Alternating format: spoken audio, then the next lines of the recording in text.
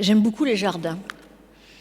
Et pour moi, les jardins, c'est quelque chose de très positif, aller dans un jardin. Et j'aime beaucoup jardiner aussi, avoir les mains dans la terre, être relié un peu à la terre.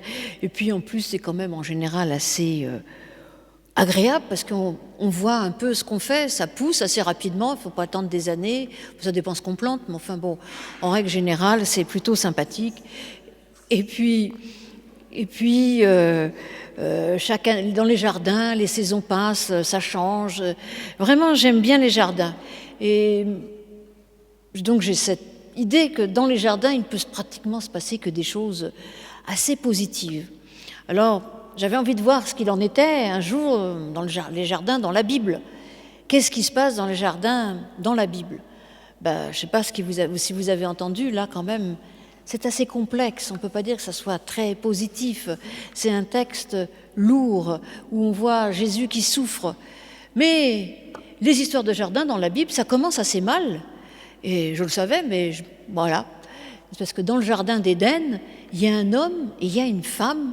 Et voilà qu'ils désobéissent à Dieu et ils sont expulsés. Alors, je ne vais pas prêcher sur ce texte-là, que vous connaissez probablement. Et quand même, je dis, voilà un autre jardin où ça ne se passe pas très bien. C'est quand même étonnant. Alors dans la Bible, quand même, il y a beaucoup de lieux comme ça qui ont cette ambivalence. À la fois, ça peut être très positif et ça peut être aussi assez négatif. Donc, mais le négatif dans la Bible n'a jamais le mot de la fin. Parce que finalement, dans ce jardin d'Éden, là où ils se font expulser, fallait-il vraiment qu'ils restent enfermés ? Parce que s'ils étaient restés enfermés dans le jardin, qu'est-ce qui serait passé ? Il n'y aurait jamais eu l'humanité. Il y avait un homme, une femme, on ne savait pas, ils n'avaient pas à se reproduire puisqu'ils étaient éternels. C'est vrai que si tout le monde était éternel et qu'on continue à se reproduire, vous imaginez, déjà quand on meurt, on est 7 milliards, alors voilà. Donc ils se font expulser. C'est pas forcément quelque chose d'assez mauvais. Et vous savez, cette histoire de jardin fermé donne une idée de Dieu qui n'est pas tellement la mienne. Parce que les jardins fermés, les jardins clos, il y en a toujours eu. Il y en a eu à Babylone. Louis XIV avait fermé le jardin de Versailles, qui est quand même magnifique, mais grand, mais fermé, clos. Et finalement, plus près de nous, Bokassa avait fait un jardin clos là-bas en Afrique. Finalement, les jardins clos, c'est l'apanage des tyrans. Et l'idée que je me fais de Dieu, c'est justement qu'il n'est pas un tyran. Donc, il fallait peut-être que cet homme et cette femme, on peut les appeler Adam et Ève, sortent du jardin et que la vie continue et qu'ils aient cette liberté de découvrir un Dieu justement qui n'est pas là pour nous enfermer, pour nous confiner.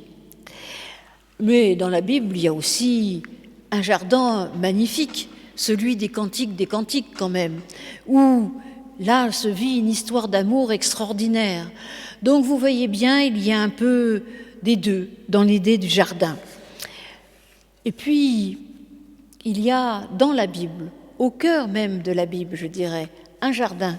Et ce jardin, tout à l'heure j'en parlais, eh bien ce sont les psaumes.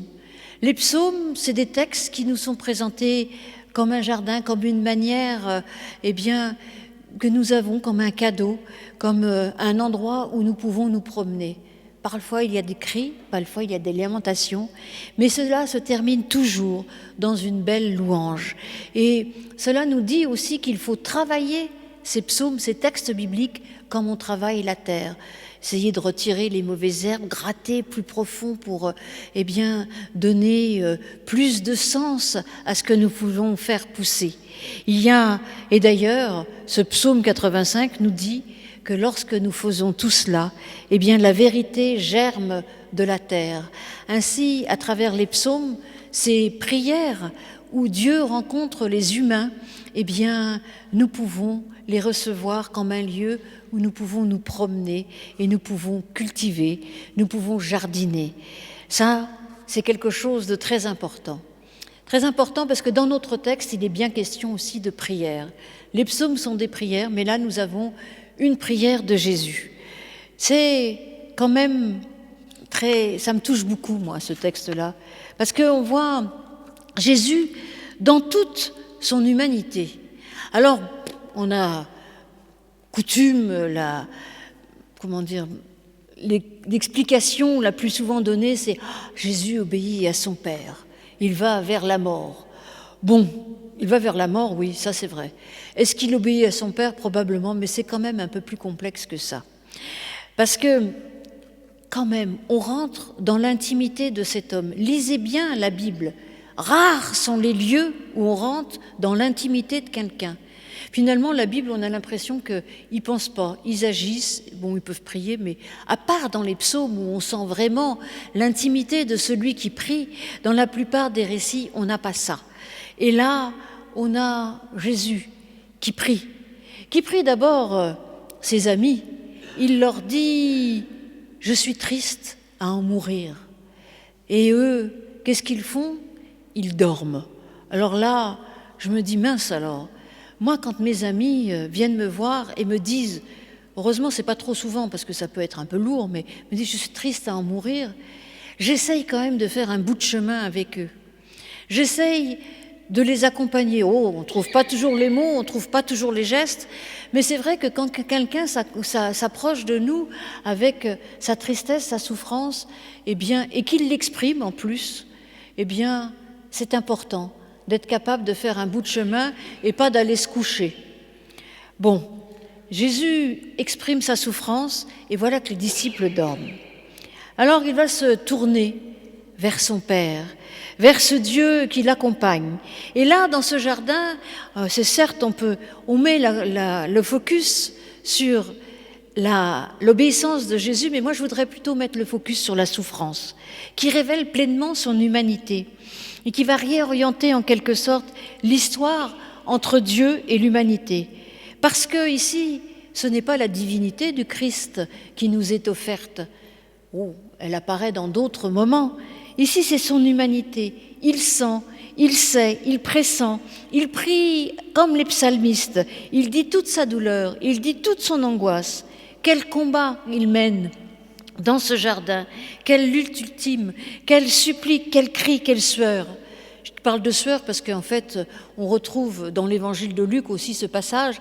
Et dans l'évangile de Luc, on nous dit que Jésus sue, les gouttes de sueur de Jésus sont du sang, pour nous montrer à quel point il souffre.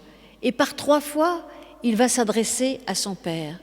Comme si, c'est même pas comme si, probablement il sent, il pressent, mais par 3 fois, il lui faut bien 3 fois pour comprendre qu'il faut y aller, qu'il faut mener cet ultime combat, indispensable pour pouvoir, mais par 3 fois, il prie, nous montrant combien la prière est importante. D'ailleurs, il le redira à ses disciples.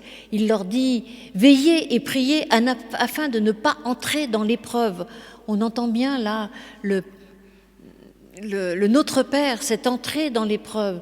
La prière n'est pas là pour nous contraindre, il faut prier, sinon Dieu ne va pas être content. C'est pas ça du tout. Il faut prier, parce que lorsque tu pries, ça t'évitera d'entrer dans l'épreuve. L'épreuve, c'est la souffrance. Et en tout cas, ça te montrera que Dieu est à tes côtés dans la souffrance et dans l'épreuve. La prière, c'est un cadeau que Dieu nous donne. Il n'a pas besoin qu'on prie. A priori, il sait ce dont on a besoin. Non. C'est nous qui avons besoin de prier. Et je pense que là, Jésus a besoin, il nous montre encore plus cela, parce qu'il s'y reprend par 3 fois. Lui aussi a besoin de s'y reprendre, de prier, et de prier encore, et encore de prier, pour affronter l'hostilité du monde. La lutte que mène Jésus dans ce jardin est aussi un enseignement, une ouverture sur le Notre Père.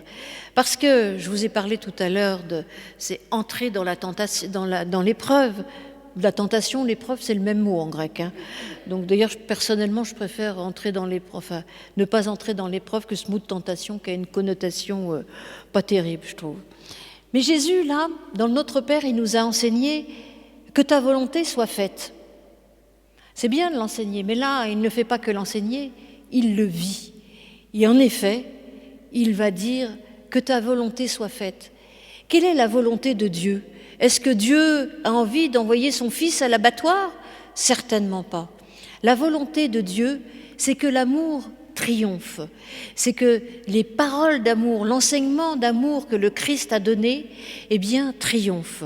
Et pour cela, malheureusement, il faut affronter le monde. C'est pas parce qu'on aime les autres qu'on va d'un seul coup transformer le monde en un monde de bisounours. L'amour peut parfois être reçu violemment. Et ça, Jésus en a fait l'expérience. Et il ne veut pas lâcher, il ne veut rien lâcher. Il veut que la volonté de Dieu, la volonté de Dieu, c'est aimer Dieu et aimer son prochain, que cet amour pour son prochain, eh bien, triomphe malgré tout et contre tout. Il veut toujours continuer à prendre la défense des petits, dénoncer l'hypocrisie. Il n'a de cesse de le faire. Eh bien, pour cela, il le sait, il va falloir qu'il aille jusqu'au bout du bout et jusqu'à la mort. Il ne lâche rien. Il n'est pas sacrifié par son Père, bien au contraire. C'est de manière souveraine qu'il va se présenter, de manière debout face à ses adversaires, qu'il accepte eh bien, d'aller jusqu'au bout pour que la parole de Dieu puisse triompher. Et ça, c'est quelque chose de très important et qui va à l'encontre de toutes les lectures sacrificielles où on voit un Dieu qui envoie son Fils mourir pour nos péchés. Bon, moi je ne sais pas, parce que si quelqu'un meurt, je vais être pardonné de mes péchés. Bah, je pense pas, non. Je pense que la mort de Jésus a une autre signification.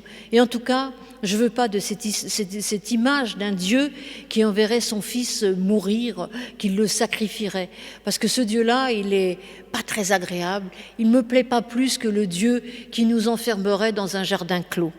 Voilà, donc on découvre aussi ici, dans ce dialogue entre le Père et le Fils, un visage de Dieu qui est celui d'un Dieu d'amour. Et en fait, on peut comprendre que ce n'est pas Dieu qui envoie son Fils à la mort, mais bien les êtres humains, c'est-à-dire peut-être nous encore, parce que Christ, il a été amené à la mort au moment juste avant Pâques, mais en réalité, à chaque fois que l'on humilie, à chaque fois que l'on mène à la mort un être humain, c'est comme si on le faisait au Christ. C'est ce qu'il dit d'ailleurs un peu plus loin dans l'évangile de Matthieu, aussi dans ce magnifique passage dit du jugement dernier, où il dit « À chaque fois que vous faites cela à l'un des petits, c'est à moi que vous le faites ». Et là, on peut rejoindre, ces deux textes se rejoignent en effet. En effet, à chaque fois que l'on fait du mal, ou qu'on ne fait même pas du bien à celui qui en a besoin, eh bien, c'est comme si on menait de nouveau le Christ sur un chemin de mort. Alors oui, en effet, je suis persuadée que ce texte n'est pas du tout s'oppose aux lectures sacrificielles. Ça c'est parce que c'est l'image de Dieu que j'ai. Mais des fois, c'est bien de creuser pour savoir si on a raison dans les textes. C'est bien d'aller un peu plus loin. Alors, je me suis intéressée à cette histoire de coupe auquel je ne comprends pas grand-chose. Je ne sais pas, éloigne de moi cette coupe, et puis hop, après, il continue à prier. Pourquoi il demande à Dieu d'éloigner de lui cette coupe ? Tous les commentateurs sont à peu près d'accord en disant que s'il boit la coupe, c'est la coupe qui le conduit à la mort. Alors, moi, je veux bien que les commentateurs aient raison, mais bon, admettons. Mais moi, je vais vous proposer une autre lecture. Vous n'êtes pas forcément... Puis c'est bien d'avoir plusieurs lectures. Cette coupe, pour comprendre un peu, il faut essayer... D'abord, il ne va pas la boire, la coupe. On ne sait pas ce qui se passe. Et donc, il la boira, mais c'est une autre coupe au moment de l'institution de la scène. Mais elle n'est pas forcément négative, cette coupe-là. Parce que cette coupe-là, elle est là pour nous nourrir, pour nous rappeler tout cela. Mais si on fait attention un peu à ce qu'est la coupe, dans l'Ancien Testament particulièrement, eh bien, la coupe est parfois positive et parfois négative. Ça dépend ce qu'on met dedans, en réalité. Alors, dans Ésaïe, on va trouver des passages très, très positifs, tout comme le jardin est peut être le lieu de l'épreuve, et puis des fois, on va trouver des passages très positifs, très négatifs sur la coupe, particulièrement chez Jérémie. Et puis, quand même, nous avons presque tous en tête ce passage du psaume 23, lorsque le psalmiste dit « Ma coupe déborde ». Ma coupe déborde, ben, ça veut dire « Je suis empli de joie ». Alors oui, la coupe peut avoir quelque chose de très, très positif. J'ai perdu la lecture que je voulais vous faire. J'espère que je vais la retrouver. Excusez-moi. J'ai mal trié. Voilà. Mais pour aller un peu plus loin, j'ai trouvé un petit passage qui parle de coupe. Une jolie parabole que l'on trouve dans le deuxième livre de Samuel au chapitre 12. Alors c'est une parabole qui s'adresse au roi David dans une situation bien particulière qui n'est pas du tout celle que nous allons rencontrer. Mais ça c'est la force des paraboles, c'est qu'on peut les reprendre dans un autre contexte et les interpréter différemment. L'Éternel envoie Nathan vers David. Nathan vint à lui et lui dit « Il y avait dans une même ville 2 hommes, l'un riche et l'autre pauvre. Le riche avait du petit et du gros bétail en très grande quantité. Le pauvre n'avait rien du tout, sinon une petite brebis qu'il avait achetée. Il la nourrissait. Elle grandissait chez lui avec ses fils. Elle mangeait de son pain, buvait dans sa coupe, dormait sur son sein. Elle était pour lui comme une fille. Un voyageur arriva chez l'homme riche, et le riche ménagea son petit et son gros bétail pour préparer un repas au voyageur arrivé chez lui. Il prit la brebis du pauvre et l'apprêta pour l'homme arrivé chez lui. Alors, c'est Nathan qui vient montrer à David qu'il a très mal fait en prenant la femme d'Uri. Voilà, donc il a piqué la femme de l'autre alors qu'il avait toutes les femmes qu'il voulait. Donc ça, mais ici c'est pas ça qui m'intéresse. Ce qui m'intéresse, c'est l'idée de cette coupe. Cette coupe qui là est tout à fait positive. Cette coupe que le pauvre agriculteur qui n'a qu'une seule brebis partage avec sa brebis. Cette coupe qui fait que, en réalité, grâce à cela, la brebis va pouvoir grandir, elle va pouvoir être nourrie. En fait, en quelque sorte, c'est la coupe qui montre combien il tient tout son amour pour sa petite brebis. Alors, lorsque Jésus demande à Dieu d'éloigner la coupe, ne demande-t-il pas, en quelque sorte, à Dieu de le laisser aller vers son destin? J'aime pas trop le mot le destin, mais vous comprenez ce que je veux dire. Il lui demande d'éloigner la coupe parce que c'est une coupe qui a tendance à le réconforter. Et si il continue à boire, à être nourri par cette coupe, eh bien, il ne pourra pas affronter l'hostilité du monde. Parce que jusqu'à là, Dieu la nourrit, Dieu nous nourrit, Dieu nous donne, nous réconforte. Mais de temps en temps, il faut quitter justement cette zone de confort pour aller affronter eh bien, ce que nous devons affronter dans le monde. Et finalement, là, nous avons un Christ souverain, un Christ loin de toute la victimisation qu'on peut faire. C'est vrai qu'aujourd'hui, il y a des vraies victimes, mais il y a beaucoup de gens, tout le monde se présente comme victime. Alors c'est très ennuyeux pour les vraies victimes, et c'est surtout très ennuyeux parce que du coup, on ne sait plus qui est victime, qui est coupable, on ne sait plus rien. Alors voilà.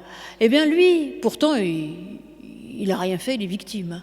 Mais non, il se présente au contraire, droit. Et c'est pas lui. Il y va de manière juste, souverain en réalité. Il y va parce qu'il sait que le seul moyen d'accomplir sa mission, eh bien, c'est de ne pas refuser d'y aller. Et là aussi, si on a cette lecture de la coupe, on peut comprendre qu'en effet, le Christ, eh bien, certes, obéit à la volonté du Père, mais que la volonté du Père, ce n'est pas de faire mourir son Fils, c'est que le message d'amour qu'il est là pour transmettre soit d'une manière très percutante, passe dans notre monde. Et puis, c'est pas la fin. Nous le savons bien, un texte ne suffit pas. Je vais revenir parce que ça se passe à la fin aussi dans un autre jardin. Mais je disais que ce jardin était le lieu de l'épreuve pour Jésus, mais c'est le lieu de l'épreuve pour les disciples aussi. Parce que tout à l'heure j'ai dit quand même, ils se moquent du monde. Moi, je ne dors pas quand les gens viennent taper à ma porte. Oh bah si, certainement, il y a des fois où j'entends pas, où je fais semblant de ne pas entendre, et où je passe mon chemin. Et en effet, nous sommes tous un peu comme ça, comme ces disciples.